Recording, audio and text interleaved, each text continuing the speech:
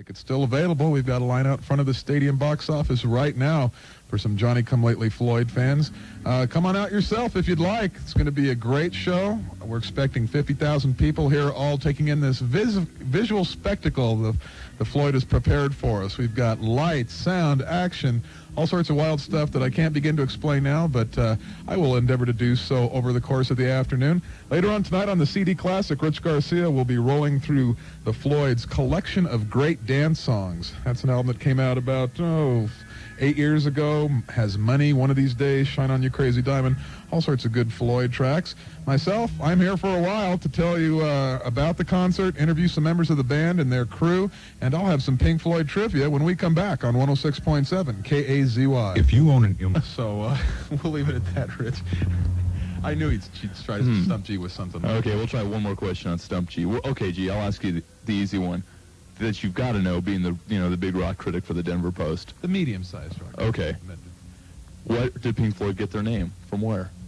What's the significance of that? The significance of the name, they took it from two blues artists, rather obscure artists. I think the names were Pink Anderson and Floyd Council. Two old blues guys, and hey, Rich, there's your song again. Sounds like Pigs on the Run Part 2, G. Their first names, Pink Floyd, The Result, and they formed in the mid-'60s, and the rest is history. We'll be cluing you into most of that history as the show progresses today, but for the moment, we'll get back to some tunes here. Checking back with you later from the KAZY Skybox at Mile High Stadium. Richie Brown and Rich Garcia, 106.7 KAZY. G. Brown, along with Rich Garcia, out here at Mile High Stadium. We're waiting for the Pink Floyd show to get underway at 8 tonight.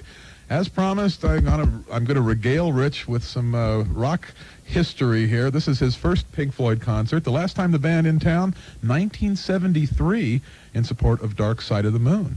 And actually, it was 15 years ago this very day, in 1973, the band awarded a gold record for that album. We'll be celebrating that fact on the dinner special later on tonight.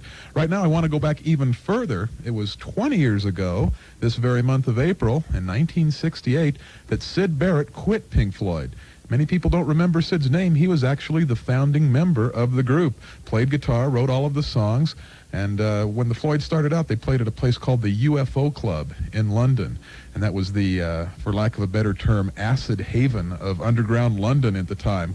A lot of LSD being imbibed. The Floyd, by their own admission, not a very good band at the time as in technical terms, but it didn't really matter. They were the scene makers, and a lot of people came to hear them, and that's where they got that whole psychedelic tag. Unfortunately, Syd Barrett had some psychological problems that were compounded by his use of acid, and he had to retire to his mother's house. He recorded sporadically in the 70s, but he just has not been the same person since. He's still very sick, according to Nick Mason, the band's drummer, whom I spoke to yesterday. And they saluted Syd, though, and all his efforts in Wish You Were Here.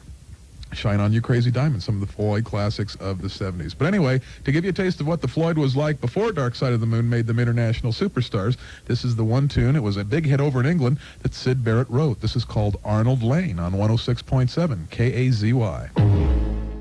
I'm G. Brown. I'm out at Mile High Stadium, the site of the Pink Floyd extravaganza, which kicks off at 8 o'clock this evening. And I'm here with Mr. Marc Brickman, the lighting director for the Floyd's Momentary Lapse of Reason tour. Mark, thanks for dropping by. Welcome to Denver. How you doing, G? You're going to have to get up on that mic. There we go. Now, Mark, the way I understand it, we'll pass over this, but didn't you get your start with some other superstar who's coming to town in the next 48 hours here in Denver? Yeah. Are you a Jersey boy or just an old lighting? Philly boy. A Philly boy. Philly boy, yeah. Ran into that Jersey boy a few years ago. Yeah. I worked with him for a long time. We're not trying to talk in riddles here. Mark got to start doing lighting for Springsteen, and now has been employed by the Floyd to do this huge spectacle. Now, Mark, tell me, I know you were involved in the design of this thing. What did the band have in mind? You've got more lights and stuff than any other... We actually don't have a lot of lights. It's actually the opposite of that. We only really have about 140 lights. But they're all very lights, right? They're not all very lights. There's a couple. They're all computerized lights, and they do double service. But compared to some other tours, it's actually minimal amounts of lighting. It's just the way they're used, and in the combination with the film, the effects, the pyro, and the way they move around the stage, we can use less lights because of the movement of everything in the stage.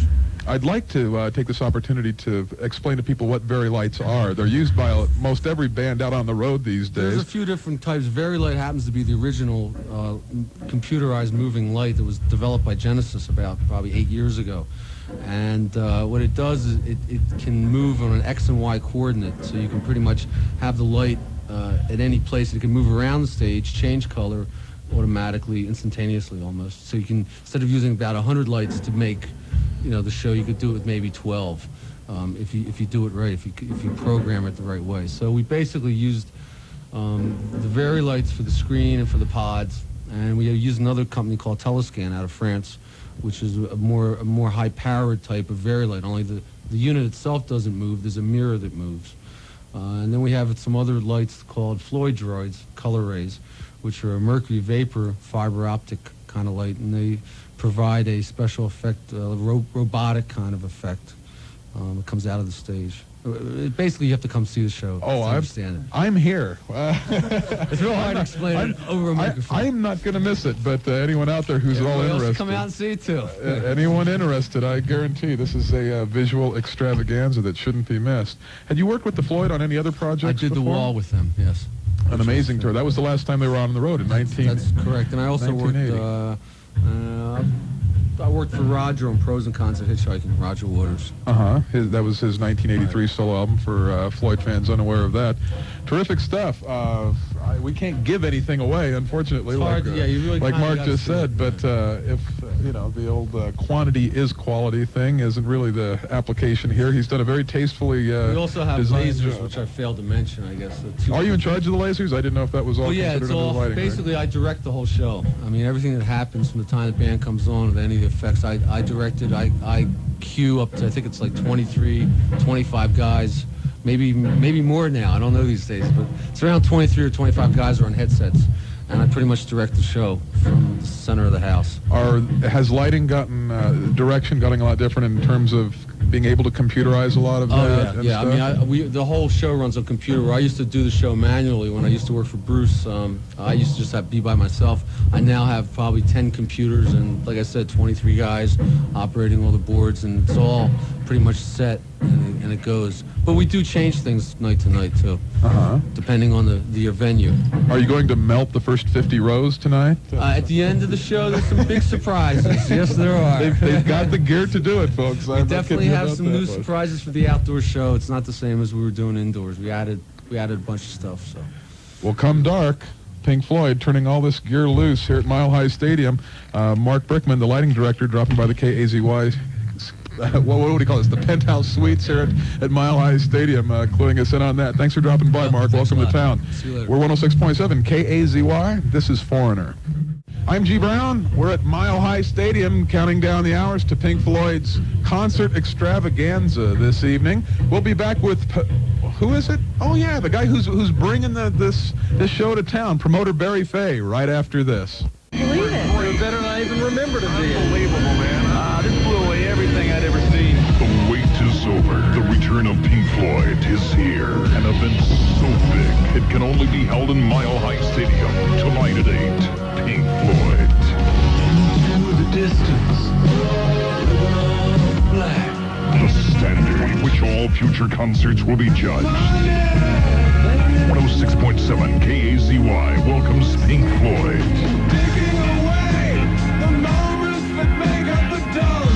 Fay Concerts present Pink Floyd, the way you must see them, outdoors, under the stars, live. Tonight, 8 p.m. at Mile High Stadium. Reserve seat tickets still at all Ticketmaster locations through 6 p.m. today, and at the Mile High Stadium opening at 2 p.m. today. After countless years, the legend finally comes to Denver. Pink Floyd. 106.7 KAZY. I'm G. Brown at Mile High Stadium with the gentleman who, if you ever need a direct line to God to talk about the weather, I think he might be your liaison. Mr. Barry Fay, when I woke up this morning, I thought we might be watching some precipitation of some sort tonight, and you've got a beautiful evening out here, just a calm, cool breeze. How do you do it? Well, that's what you get for waking up. Okay. No, it's beautiful, isn't it? Just beautiful. Yeah, you lucked out once again. I think the Bruce show, stadium show a couple of years ago was the only one in all my time here in Colorado I've ever known where there wasn't good weather outside. It rained a little bit on the Stones, the second show of the Stones in '81, but this is remarkable. 70 degrees. People are really coming out of the woodwork. Look at the traffic. It's hard to believe for a rush hour it's moving so smoothly. Barry, I know it's your ultimate ambition to do a traffic report on an afternoon FM drive time show, so we're going to let you do that after we talk a little bit about the Floyd. You promoted the show in 1973, the Dark Side of the Moon tour, correct? That was a long time ago, yeah. I can barely remember it. Do you have any recollections? Yeah, there was so much smoke and fire from the stage. It really obliterated the stage because it was in a smaller place. It was in the Coliseum. Exactly, Denver Coliseum. Right. That was fall of '73, if my memory serves me. I'm not sure. Look at all these cranes out here. It's amazing. Look at the props. I mean, what a seat you have here. I think everybody should come to the KZY's elitist skybox.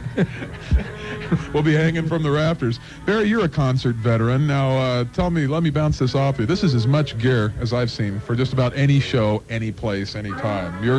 Do you feel the same way? Well, when the people get here, what they should do is look up in the stands behind them. It's the first time they've ever this many speakers in the stands. You're going to be surrounded. It took cranes they had to boost the speakers up over the outside of the stadium, down into the seats. It's going to be a remarkable sound here. And as far as the pig and the wall and the cranes, this is as much stage gimmickry as you've ever seen in your life. So check it out, folks. Tickets still available. How many? What can we do? We're going to be over 50,000 very soon because the weather's made a huge difference. That's great. Yeah, thank you, whoever's listening, who's in charge of the weather. We got a great one out here. Sunshine, nice cool breeze wafting through the stadium. What does wafting mean there? I'm going to go look that up right now. Do you want to try that traffic report now? Well, what are you supposed to look at? It looks awfully clear for a rush hour, both northbound and southbound. That's I-25, right? We got westbound 6th Avenue going. Yeah, and there's Colfax. There's the hookers right there. Okay. That's a traffic report. You might get here early and have something else to do. They're trafficking in something else, Barry, but we're going to let that one drop. We're 106.7 KAZY. Sweet love changes everything. G. Brown, I'm up here with Rich Garcia in the KAZY Skybox at Mile High Stadium, taking in all the spectacle as we count down the hours to the Pink Floyd concert tonight, which starts at 8. We just had all the background singers on stage testing their microphones, doing a little a cappella version of On the Turning Away. And great news, the Pink Floyd Pig is back in full operational status. When we first came on the air right around 3 o'clock, he had been flying around the upper levels of the stadium and crashed into the 5th level deck and cut his little nose and collapsed in a heap on the floor of Mile High Stadium. But he's been fully reinflated as opposed to reinstated, and everything is looking pretty terrific. We'll be back with more reports from the KAZY Skybox after this. 7 KAZY, G. Brown and Rich Garcia out of the KAZY Skybox at Mile High Stadium. And every passing minute we get to see some new bit of gear tested out by the Floyd as they prepare for the concert. Right now they're still doing that a cappella version of On the Turning Away, but it's the visual stuff that's just killing me. They've got this giant circular video projection screen, and it's all rimmed with these flashing lights. They've got film clips. They've got these robot-like bits of equipment that are emitting laser beams. They've got this quadraphonic sound system. They've got the pig, smoke, all sorts of gear, and I can't wait for it to get dark so we can see all this stuff fully operational. We'll be giving you reports until showtime. We hope to have some of the band members up here to talk about their latest album and touring extravaganza, so stay right here at 106.7 KAZY. G. Brown out at Mile High Stadium helping you count down the hours to the Pink Floyd concert tonight. Starts at 8 o'clock. In the 3 hours we've been out here, we've seen all sorts of wild stuff. The pig flying around the stadium, a bed hovering in midair.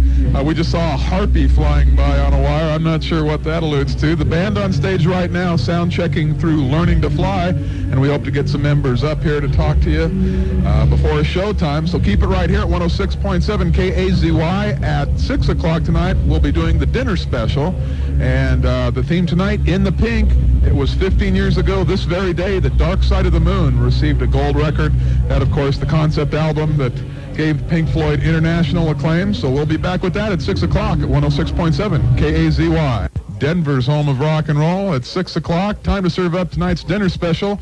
I'm calling our theme this evening In the Pink to commemorate something about the very band we're here to watch tonight, Pink Floyd at Mile High Stadium. Their show gets underway at 8 o'clock, by the way. For right now, though, let's turn our attention to their Dark Side of the Moon album. 15 years ago this very day, April 1973, the Floyd received a gold album for Dark Side of the Moon, one of rock's landmark albums. This LP has remained on the charts since 1973. It's still on the top 200 if you look today. 724 consecutive weeks, an all-time record in the rock era and the history of the charts, however you want to slice it. It's the most enduring rock album of all time. So let's hear something from it. Jeeves, serve up a little Pink Floyd Dark Side of the Moon, if you please. Pink Floyd, their classic about bodily waste, Pus and Phlegm on 106.7 KAZY. No, that's a bad joke, sorry. Us and Them from the classic Dark Side of the Moon, an album that has remained on the album chart since its release in 1973 to the very present. It just celebrated its 724th consecutive week on the top 200. I mean, that's longer than I spent in high school when you stop and think about it. Unbelievable stuff. We're out here at Mile High Stadium getting ready for the Floyd show, which starts at 8 o'clock. They've just started to let people in, so the stadium's starting to fill up. The band got done sound checking about a half hour ago, and we're hoping to have some members of the band up here to speak with us, so keep it tuned right here at 106.7 KAZY. At Mile High Stadium, awaiting Pink Floyd's show, which starts at 8 o'clock tonight. A super night for a concert. 62 balmy degrees in Denver. Traffic on the Valley Highway running real smoothly, so if you want to come on down, there are tickets available. It's not that big of a hassle. We're expecting 50,000 folks here by showtime, but tickets on sale at the Mile High box office on the west side if you'd like to check it out. This is going to be a visual extravaganza. The Floyd has always had a penchant for doing this, even in their earliest days in the late 60s, one of the first bands to use light shows and all those psychedelic effects. I think back in 1971 in London, they had a 60-foot inflatable octopus.